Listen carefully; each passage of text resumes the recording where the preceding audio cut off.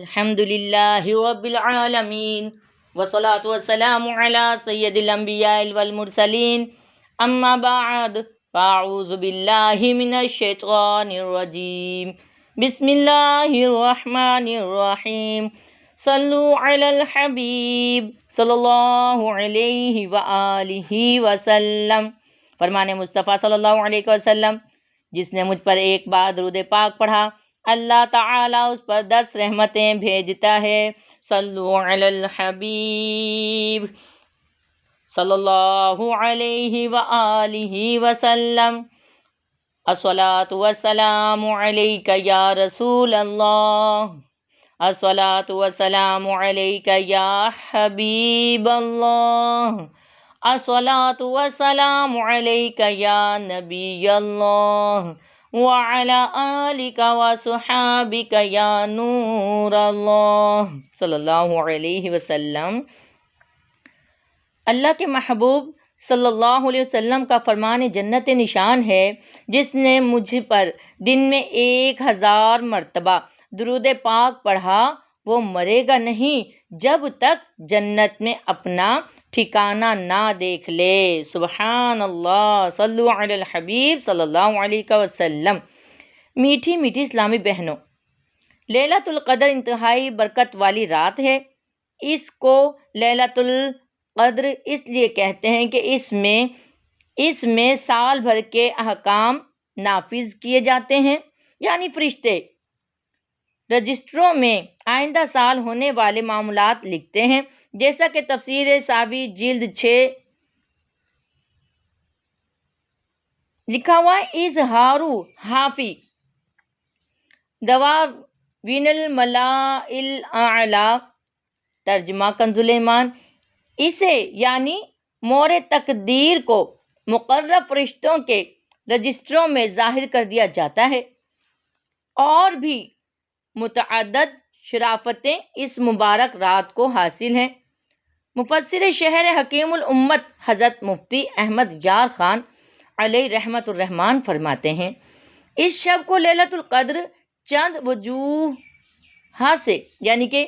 وجوہ سے کہتے ہیں۔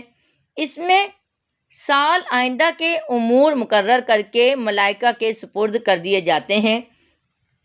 قدر بمعنی تقدیر یا قدر بمعنی عزت، یعنی عزت والی رات۔ اس میں قدر والا قرآن پاک نازل ہوا، جو عبادت اس میں کی جاوے اس کی قدر ہے۔ قدر بمعنی تنگی، یعنی ملائکہ اس رات میں اس قدر آتے ہیں کہ زمین تنگ ہو جاتی ہے۔ ان وجوہ سے اس شب قدر یعنی قدر والی رات کہتے ہیں۔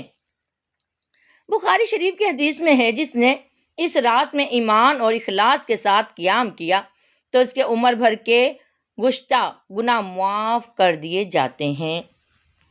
لہٰذا اس مقدس رات کو ہرگز غفلت میں نہیں گزارنا چاہیے۔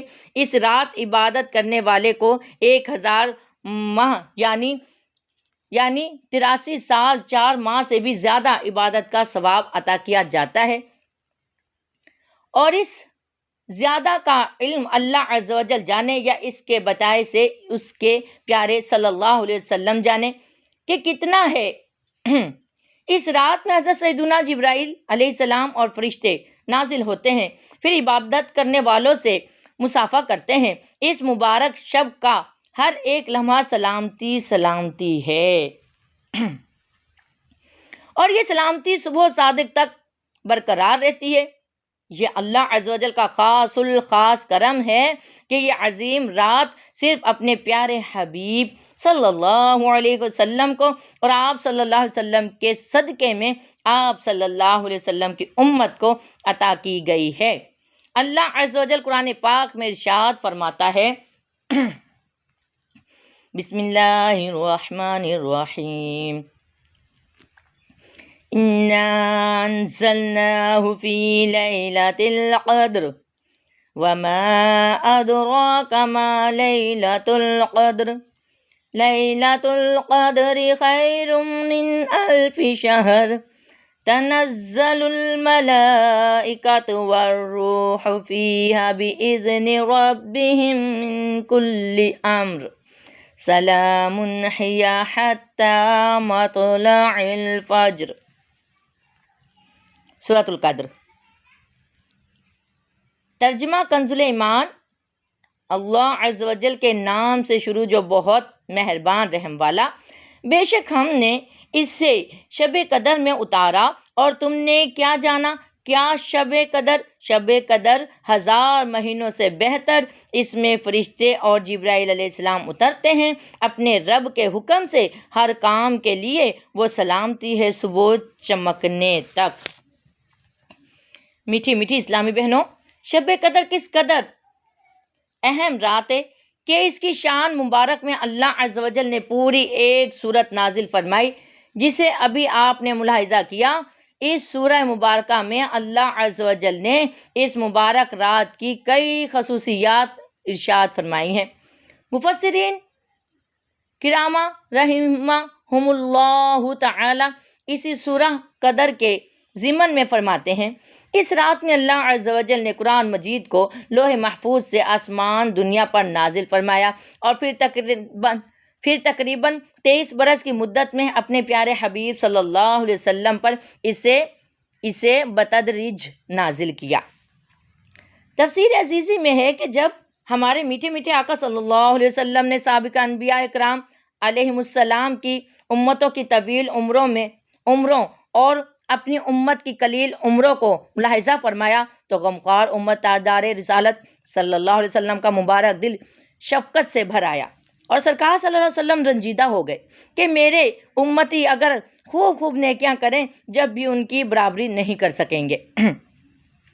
چنانچہ اللہ عز و جل کی رحمت جوش پر آئی، اور اس نے اپنے پیارے حبیب صلی اللہ علیہ وسلم کو لیلۃ القدر عطا فرمائی۔ سورۃ القدر کا شان نزول بیان کرتے ہوئے بعض مفسرین اکرام نے ایک نہایت ہی ایمان افروز حکایت بیان کی ہے۔ اس کا مضمون کچھ اس طرح سے ہے کہ حضرت شمعون رحمۃ اللہ تعالیٰ علیہ نے 1000 ماہ اس طرح عبادت کی کہ رات کو قیام اور دن کو روزہ رکھنے کے ساتھ ساتھ اللہ عز و جل کی راہ میں کفار کے ساتھ جہاد بھی کرتے، اور اس قدر طاقتور تھے کہ لوہے کی وزنی اور مضبوط زنجیروں کو بھی اپنے ہاتھوں سے توڑ ڈالتے تھے۔ کفار ہجار نے جب دیکھا کہ حضرت شمعون رحمۃ اللہ تعالیٰ علیہ پر کوئی بھی حربہ کارگر نہیں ہوتا، تو باہم مشورہ کرنے کے بعد بہت سارے مال و دولت کا لالچ دے کر آپ رحمۃ اللہ تعالیٰ علیہ کی زوجہ کو اس بات پر آمادہ کر لیا کہ وہ کسی رات نیند کی حالت میں پائے تو انہیں نہایت ہی مضبوط رسیوں سے خوب اچھی طرح جگڑ کر ان کے حوالے کر دے۔ چنانچہ بے وفا بیوی نے ایسا ہی کیا۔ جب آپ رحمۃ اللہ تعالیٰ علیہ بیدار ہوئے اور اپنے آپ کو رسیوں سے بندھا ہوا پایا تو فوراً اپنے اعضاء کو حرکت دی۔ دیکھتے ہی دیکھتے رسیاں ٹوٹ گئیں اور آپ رحمۃ اللہ تعالیٰ علیہ آزاد ہو گئے۔ پھر اپنی بیوی سے استفسار کیا، مجھے کس نے بھان دیا تھا؟ بے وفا بیوی نے وفاداری کی نقلی اداؤں سے جھوٹ موٹ کہہ دیا کہ میں تو آپ کی طاقت کا اندازہ کر رہی تھی کہ آپ رحمت اللہ تعالی علیہ ان رسیوں کو کس طرح اپنے آپ کو آزاد کرواتے ہیں۔ بات رفع دفع ہو گئی۔